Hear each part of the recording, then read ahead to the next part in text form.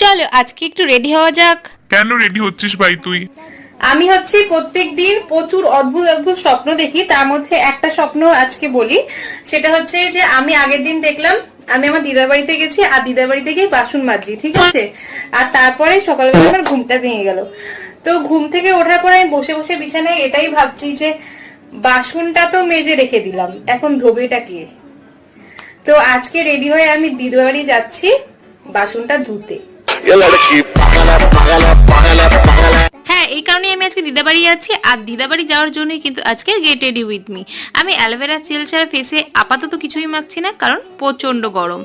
আর তারপরে হচ্ছে কাজল পরে স্মাচ করে নিলাম, আইব্রোসে লাগানো তো ইম্পর্টেন্ট। আর একটা প্রোডাক্ট যেটা ছাড়া আমি একেবারেই চলতে পারবো না, সেটা হচ্ছে নোস্পিন। নোস্পিন আমাকে সবসময় পরতেই হবে, আর একটু হালকা লাল লিপস্টিক, কারণ লিপস্টিক একটু লাল পরে নিলে আর কোনো মেকআপ লাগেই না। তো এই ছিল আজকে আমার গেট রেডি উইথ